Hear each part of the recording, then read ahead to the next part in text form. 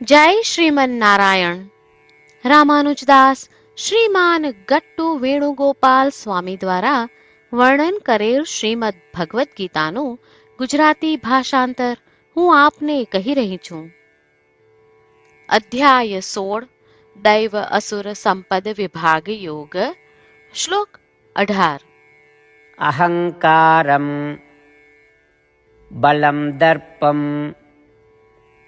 કામમ ક્રોધંચ સંશ્રિતાઃ મામાત્મા પરદેહેષુ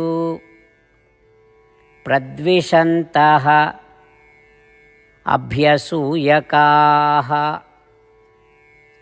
ઓમ. ગીતાચાર્ય શ્રી કૃષ્ણ પરમાત્મા અર્જુન સાથે આપણને બધાને દૈવ અસુર સંપદ વિભાગ યોગ શીખવી રહ્યા છે. પરમાત્મા કહે છે, અર્જુન, આસુરી પ્રકૃતિ ધરાવતા મનુષ્યો તેમના અહંકાર, પાશવિક બળ, ઘમંડ, ઈચ્છાઓ અને ક્રોધથી અંધ થઈ જાય છે. આ સર્વેથી અંધ થઈને અને આસુરી વૃત્તિ ધરાવતા તેઓ મારા પ્રત્યે અર્થાત જે તેમનામાં અને સર્વે જીવોમાં વિદ્યમાન છે તેના પ્રત્યે ઈર્ષા, ઘૃણા અને દુર્વ્યવહાર સાથે પોતાનું જીવન જીવે છે. આ પ્રમાણે શ્રી કૃષ્ણ પરમાત્મા આપણને આસુરી પ્રકૃતિવાળા મનુષ્યોના આચરણ વિશે જણાવી રહ્યા છે અને આવું આચરણ ન કરવાની સૂચના આપી રહ્યા છે. તેથી અહંકાર, દંભ, ક્રોધ અને ઈર્ષાથી મુક્ત થવાનો સતત પ્રયાસ કરતા અને સર્વવ્યાપી એવા શ્રી કૃષ્ણ પરમાત્માને ઓળખીને તેમને પ્રેમ કરતા આપણે શ્રીમન નારાયણને પ્રાપ્ત કરવાને જ આપણા જીવનનું ધ્યેય બનાવીએ અને માત્ર તેમનો જ આશ્રય લઈએ.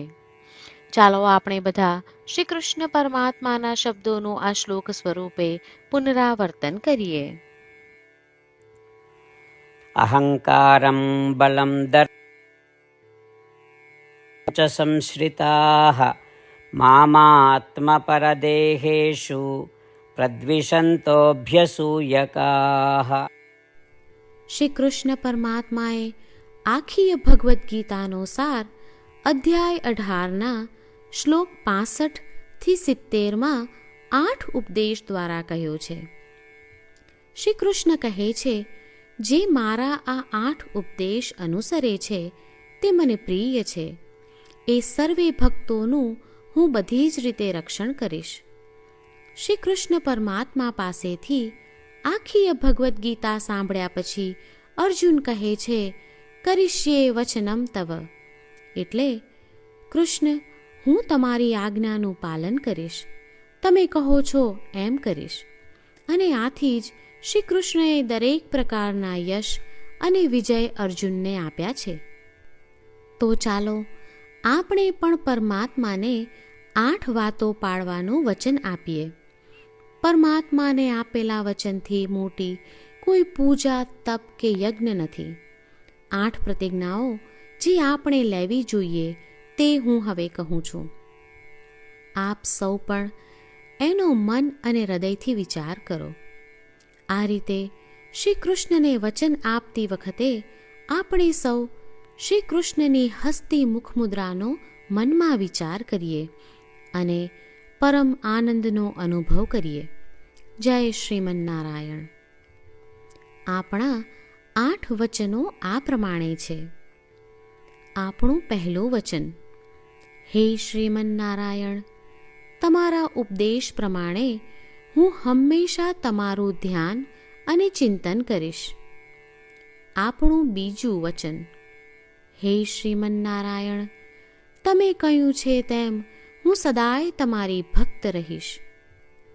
આપણું ત્રીજું વચન, હે શ્રીમન નારાયણ, હું મારા કર્મો તમને સંતોષ થાય તેમ અને તમારી સેવા માટે કરીશ. આપણું ચોથું વચન, હે શ્રીમન નારાયણ, તમે અનુસરવા કહ્યું છે તેમ મને પૂર્ણ શ્રદ્ધા છે કે હું તમારી છું. હું સદાય મારા હાથ જોડી તમને નમસ્કાર કરીશ, તમારી ભક્તિ કરીશ. આપણું 5મું વચન. હે શ્રીમન્નારાયણ, હું તમારા શબ્દો યાદ કરું છું. મામેકમ શરણમ વ્રજ. તમે તમારી શરણમાં આવવા કહ્યું છે. શ્રીમન્નારાયણ, હું માત્ર તમારા જ શરણમાં છું.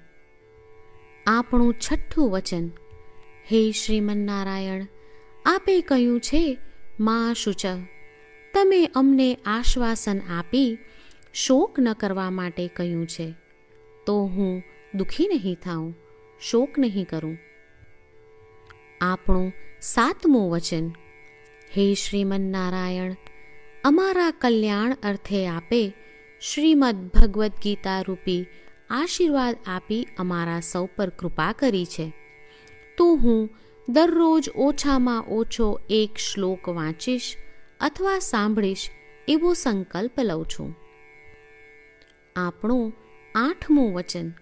હે શ્રીમન્નારાયણ, હું ગીતાના દૈવી શબ્દો એ ભક્તો સુધી પહોંચાડવાનો પ્રયત્ન કરીશ જેઓ ગીતાથી અજાણ છે. હે શ્રીમન્નારાયણ, તમે કહ્યું છે તેમ કરીશ, તમે કહ્યું છે એમ વર્તીશ અને તમારા માટે જ કર્મ કરીશ. શ્રીમન્નારાયણને આપેલું વચન કે દરરોજ તમે કહ્યું છે એમ કરીશું, એ જ એક મહાન પૂજા છે. તો ચાલો આપણે સૌ દ્રઢ શ્રદ્ધા સાથે પ્રભુ પાસે એક સંકલ્પ લઈએ. શ્રીમન્નારાયણ, કરીશ્યે વચનમ તવ. શ્રીમન્નારાયણ, હું તમારી આજ્ઞાનું પાલન કરીશ. સર્વમ શ્રી કૃષ્ણાર્પણમસ્તુ. જય શ્રીમન્નારાયણ. અહંકારમ બલમ દર્પમ કામમ ક્રોધંચ સંશ્રિતાઃ મામાત્મા પરદેહેષુ પ્રદ્વિષन्तઃ અભ્યસૂયકાઃ. ઓમ. અહંકારમ બલમ દર્પં ચ સંશ્રિતાઃ મામાત્મપરદેહેષુ પ્રદ્વિષन्तોऽભ્યસૂયકાઃ.